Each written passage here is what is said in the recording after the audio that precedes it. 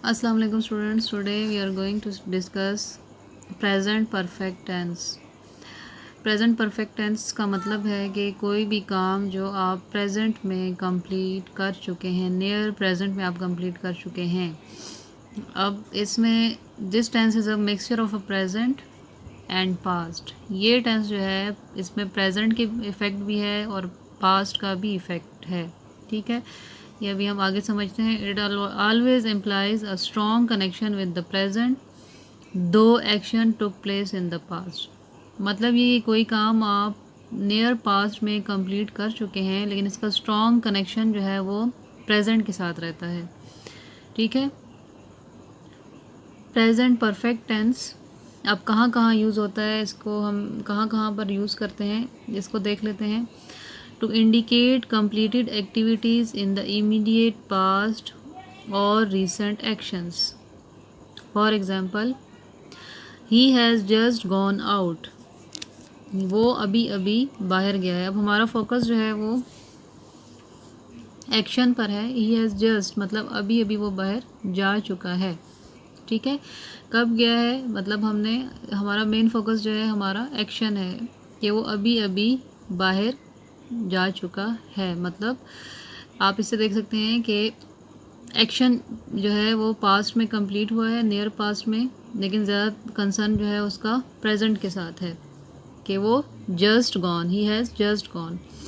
Next example है I have just seen that movie. मैं अभी अभी ये मूवी देख चुका हूँ। ठीक है, तो इसमें भी हमारा मेन फोकस जो है वो हमारा वर्ब पर है, एक्शन पर है कि हमने अभी ये देख चुके हैं, यानी काम थोड़ा पास्ट में है लेकिन कंप्लीट हो चुका है। मेन फोकस जो है वो हमारा प्रेजेंट पे है। I have finish my homework. अब इसमें फिनिश जो है, I have finish my homework, मैं अपना काम मुकम्मल, घर का काम या होमवर्क जो है वो कंप्लीट कर चुका हूँ, मुकम्मल कर चुका हूँ। अब इसमें अब हमें ये नहीं पता कि 10 मिनट हुए हैं, 10 घंटे हुए हैं, 2 मिनट हुए हैं, लेकिन बस काम जो है वो हमारा मेन फोकस है कि वो कंप्लीट हो चुका है। अच्छा, दूसरी चीज़, to describe past events when we think more of their effects. यानी इसमें हम पास्ट इवेंट को डिस्क्राइब तो कर रहे होते हैं, लेकिन हम इनके कॉन्सिक्वेंस के तौर पर हम इनके इफ़ेक्ट्स के बारे में सोच रहे होते हैं in the present then of the action itself. Action की बजाय हम उसके कॉन्सिक्वेंस पर सोच रहे होते हैं। तो ऐसी चीज़ें जो ऐसे इवेंट्स को डिस्क्राइब करें जो कि पास्ट में हुए हैं, लेकिन हम उनके कॉन्सिक्वेंस के ऊपर हमारा फोकस है, वो भी इसी प्रेजेंट परफेक्ट टेंस में आते हैं। एग्जांपल देखें, I have finished my work. ठीक है, I have finished my work, मैं अपना काम मुकम्मल कर चुका हूँ और अब मैं क्या सोच रहा हूँ, नाउ आई एम फ्री। मतलब I have finished my work जो है ये हमारा एक इवेंट बता रहा है कि मैंने अपना काम कर लिया है और अब मैं क्या फ़ील कर रहा हूँ, नाउ आई एम फ्री, अब मैं फ़ारिग हूँ, मैं अब फ्री हूँ। तो इसका कंसिक्वेंस जो है ज़्यादातर हम इसके इफ़ेक्ट्स के बारे में सोच रहे हैं। दूसरा देखें, I have cut my finger. ठीक है, मैं अपना फिंगर जो है उसको कट कर चुका हूँ या ज़ख्मी कर चुका हूँ और इसके कंसिक्वेंस क्या है, एंड इट्स ब्लीडिंग नाउ। ठीक है, अब इसमें से खून आ रहा है। अब इसका कंसिक्वेंस जो है उसके बारे में हम सोच रहे हैं कि फिंगर को कट लगा है तो उसमें ब्लीडिंग हो रही है। तो ये जो आपको बताया कि अगर कोई पास्ट इवेंट है, ठीक है, ये अब पास्ट इवेंट है, नियर पास्ट इवेंट है, लेकिन हम उसके इफ़ेक्ट के बारे में जो कि प्रेजेंट में होते हैं उसके बारे में ज़्यादा सोचते हैं। नंबर 3, थर्ड जगह जहाँ पर प्रेजेंट परफेक्ट टेंस यूज़ होता है वो है टू टॉक अबाउट एक्सपीरियंसेस। ठीक है, एग्जांपल देखें, I have taught English to many students. मैं बहुत सारे स्टूडेंट्स को इंग्लिश पढ़ा चुका हूँ या पढ़ा चुकी हूँ। तो अब इसमें आपको बताया जा रहा है कि मैं अभी तक पढ़ा रहा हूँ। ठीक है, अभी भी हैं, मेरे स्टूडेंट्स हैं, पास्ट में भी थे। तो पास्ट और प्रेजेंट दोनों का कनेक्शन आपको इसमें नज़र आएगा और एक्सपीरियंस का भी, पास्ट एक्सपीरियंस भी है जो उसके बारे में भी आपको बताया जा रहा है। फिर देखें, I have known him for a long time. ठीक है, मैं उसे बहुत अरसे से जानता हूँ। अब ये भी पास्ट एक्शन है लेकिन इसमें कंटिन्यूटी है। ठीक है, इसमें भी कंटिन्यूटी है, पास्ट एक्शन है कि बहुत सारे स्टूडेंट्स को पढ़ा चुका हूँ, लेकिन अभी भी ये काम कंटिन्यूएशन में है। ठीक है, हमारे दिमाग में ही नहीं आता कि ये बिल्कुल ख़त्म हो पढ़ाता रहा था या कुछ इस किस्म की बात नहीं है, पढ़ा चुका हूँ। So in these sentences the time period is continuing और ऑन गोइंग। इसमें जो टाइम पीरियड है वो कंटिन्यूस फॉर्म में है, जारी है। तो 3 चीज़ें जो है हमने इसके बारे में पढ़ी हैं प्रेजेंट परफेक्ट टेंस के बारे में।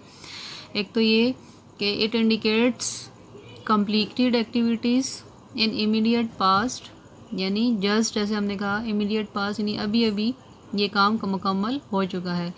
दूसरी चीज़ जो है कि इमीडिएट पास्ट में तो कंप्लीट हुआ है, लेकिन साथ ही हम उसके इफ़ेक्ट्स के बारे में जो कि प्रेजेंट में है उसके बारे में हमारा फोकस ज़्यादातर उस पर होता है कि उसका कंसिक्वेंस जो है वो क्या है। जैसे अब आपको मैंने बताया have cut my fingers and we are thinking about that now it is bleeding. The third thing is कि when we talk about our experiences we use present perfect tense. So in these 3 places we use present perfect tense.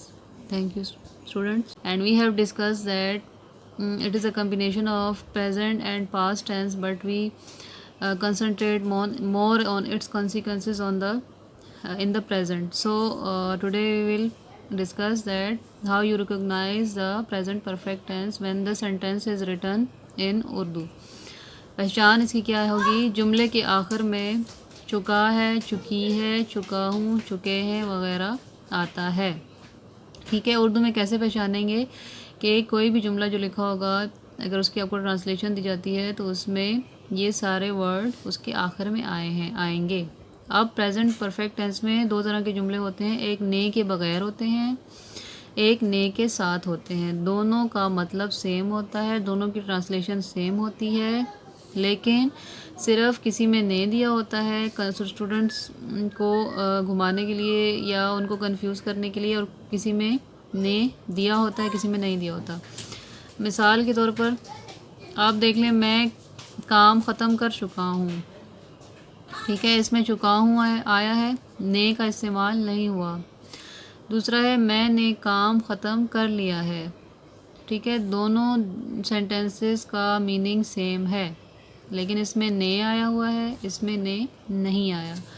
बच्चे खेल चुके हैं, इसमें चुके हैं आया है, बच्चों ने खेल लिया है। दोनों जो सेंटेंसेस हैं वो प्रेजेंट परफेक्ट टेंस के ज़ुमरे में आते हैं, दोनों का मीनिंग सेम है, लेकिन दिस सेंटेंस इज़ विद ने और ये विदाउट ने है, इसमें ने का इस्तेमाल नहीं हुआ। वो फ़ीस अदा कर चुका है, उसने फ़ीस अदा कर ली है। इसी तरह वो नतीजा सुना चुकी है, उसने नतीजा सुना दिया है। तो चाहे ने का इस्तेमाल हो या ने का इस्तेमाल ना हो, इसमें किसी भी काम की कंप्लीट होने का आपको नियर प्रेजेंट पास्ट में जो है उसको बताया होता है। अब इसके साथ जो हेल्पिंग वर्ब यूज़ होते हैं वो देख लें। हेल्पिंग वर्ब जो है हम हैज़ एंड हैव इसको यूज़ करते हैं। सेंटेंस फॉर्मेशन क्या है, सब्जेक्ट सबसे पहले होता है, फिर उसके बाद हैज़ या हैव लगता है, और थर्ड फॉर्म ऑफ वर्ब इसमें हमेशा लगाई जाती है, और आखिर में ऑब्जेक्ट आता है। अब हैज़ किन सेंटेंसेस के साथ आता है, हैज़ देख लें, he, she, it, any singular noun, for example Aamna, Ahmad, इसके साथ हम हैज़ लगाएंगे। In case of plural subject I, we, they, you और एनी अदर प्लूरल नाउन, और we are talking about more than one noun, so that is plural noun, तो we will use have. ठीक है, sentence formation एक दो फिर देख लें। सब्जेक्ट हैज़ और have, third form of verb, और ऑब्जेक्ट। एग्जाम्पल्स देखें, मैं अपना काम ख़त्म कर चुका हूँ, मैं आई। ठीक है, आई जो है हमने पढ़ा जो है उस साथ हैव लगेगा, हैव। फिनिश जो है वो बेस वर्ब है आपका, लेकिन आप साथ ईडी लगा देंगे तो थर्ड फॉर्म ऑफ वर्ब बन जाएगा फिनिश्ड। मेरा अपना काम, माय वर्क, या आप कहें कि मैंने अपना काम ख़त्म कर लिया है, तो भी इसकी ट्रांसलेशन ये होगी कि I have finished my work.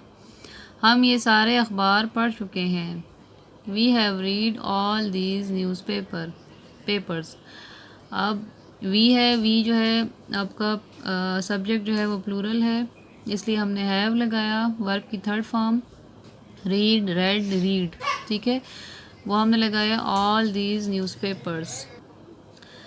Next है बच्चे हॉकी खेल चुके हैं या बच्चों ने हॉकी खेल लिया है।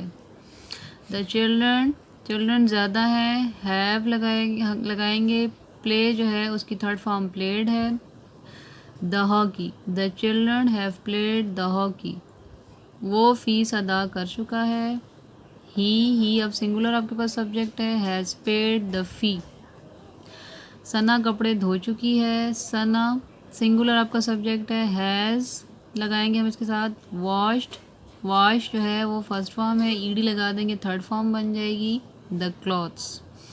ठीक है, तो आपने देख लिया कि हमारा सब्जेक्ट प्लूरल हो तो हैव लगाते हैं, सिंगुलर हो तो हैज़ लगाते हैं, वर्ब की थर्ड फॉर्म जो है वो हैज़ हो, है वो सब के साथ लगाई जाती है। So this is our video about present perfect tense. Thank you.